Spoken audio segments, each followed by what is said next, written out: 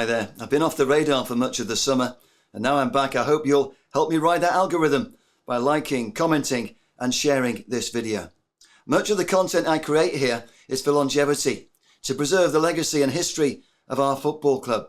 But I do like to comment and react when there's something on my mind.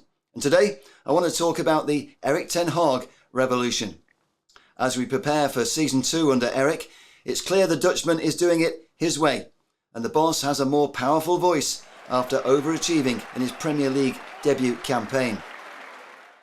Piece by piece, Erik is getting players on board who will play football the Ten Hag way. Last season he transformed United into a shape-shifting side, able to win games in more ways than one. Going forward, I expect we'll see more of the famous 3-1-6 formation he mastered over at Ajax. The arrival of new goalkeeper Andre Onana will certainly make United a more fluid attacking force playing out from the back. In fact, I expect Onana, the playmaker, to become the most influential goalkeeper in the whole of the Premier League. He certainly won't be boring to watch. And that's not a slight on David De Gea, who was a truly brilliant servant over 12 seasons at Manchester United Football Club. Clearly, De Gea's exit could have been managed better, but it was brilliant to see the Spaniard sign off with the Golden Glove and break a whole host of records at United. Onana too is a formidable shot stopper, but he's also a modern keeper with an all-round game that fits the Ten Hag master plan. And at 27, he's 5 years younger than David De Gea. I've no doubt Onana is going to be hugely popular with our fans. He's already won the hearts and minds of our fan base by talking about his passionate desire to be a winner at Manchester United.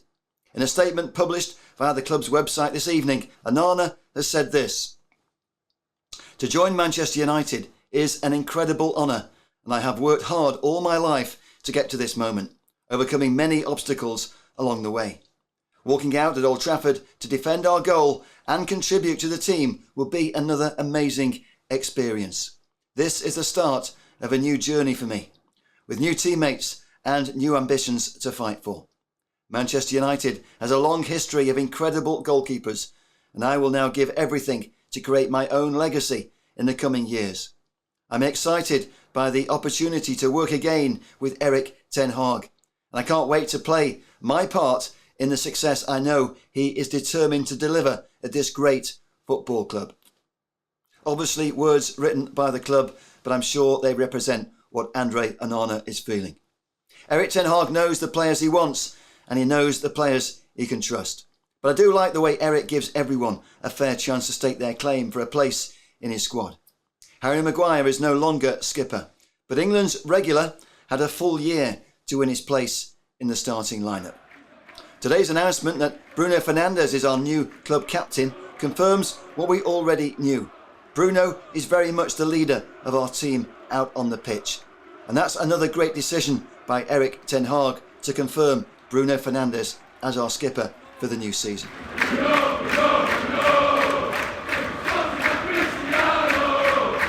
It's also been good to see how Erik Ten Hag and his coaching team have helped players improve and rediscover their form. Luke Shaw, Aaron Wan-Bissaka and Marcus Rashford, 3 of the players who benefited most since Erik's reign began. But it's the rebuilding of the squad around new signings and academy graduates that will ultimately define how far Ten Hag can take United. Mason Mount is clearly going to be a huge asset this season, and I love everything about this talented youngster. At 24, he's still improving, and he already has the taste of victory. A Champions League winner and probably Chelsea's best player for a couple of seasons, he's got great pedigree. Graduating from the Chelsea Academy, he's a 2 times FA Youth Cup winner, and he's also had success with England. Best of all, he clearly loves United, which is not surprising because his dad is very much a Red. Recruiting a prolific new striker is surely now a priority for Ten Hag, but financial fair play restrictions make it difficult to splash the cash in that department, until we make some sales, that is. And that's a department where we've never really excelled. It's hard to move on players on huge salaries. One department where we do excel is bringing young stars through our academy. Alejandro Garnacho's graduation last season was quite spectacular. Well, Marcus Rashford is now one of our senior players, and it was great to see Marcus sign a new contract. Hopefully, we'll get more promising glimpses from the best of our current crop of academy hopefuls over the rest of our pre-season tour. In the opening 2 pre-season warm-ups, it's been good to see the likes of Mainu, Hannibal and Ahmad enjoy the spotlight. Those 3 all impressed in Oslo in the win against Leeds. It was also good to see old favourite Johnny Evans rejoin United, albeit on a short-term contract that enables him to take part in the pre-season matches. It's thought he'll join the academy squad to play Wrexham in San Diego. Meantime, the 35-year-old made his returning as Leon in Edinburgh, where several academy youngsters also had another good run out.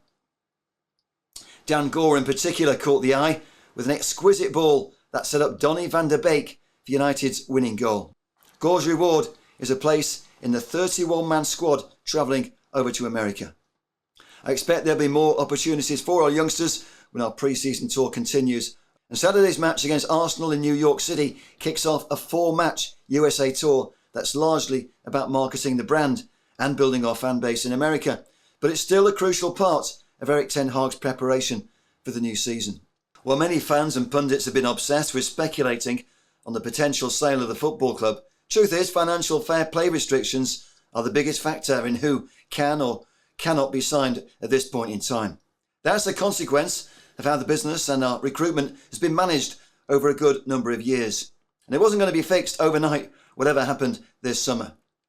Once we reached the end of the season without a sale, I had no doubt the Glazers would remain in situ over the summer at least.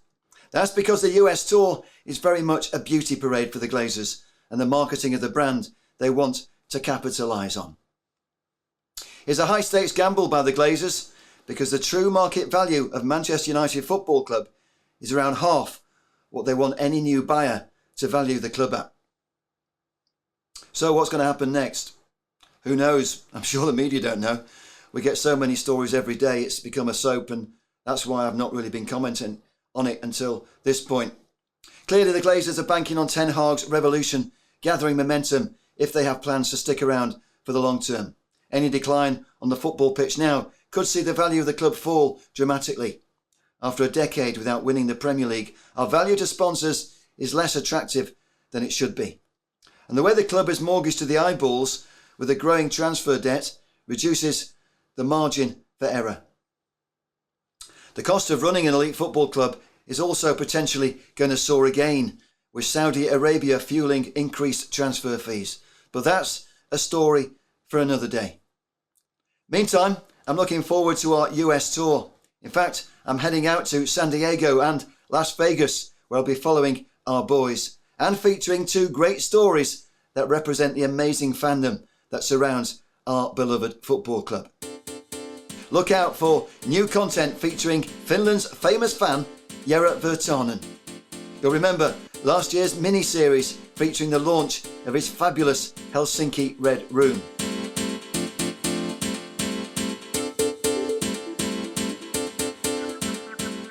Now Jere's taking a pop-up version of his museum on tour in collaboration with the football club. Jere and his memorabilia will be popping up in New York, San Diego and Las Vegas.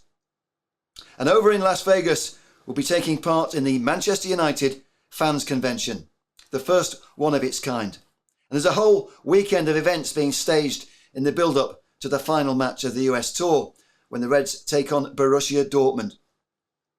And we've got a star-studded lineup in Vegas. Brian Robson tops the bill, with the updated lineup featuring Wes Brown. David May is always popular with the fans. Brian McClare is a hugely entertaining former player. And completing the lineup is our 1968 European Cup winning goalkeeper, Alex Stepney. Our new shot stopper, Andre Onana, has already talked about how he wants to follow in those famous footsteps.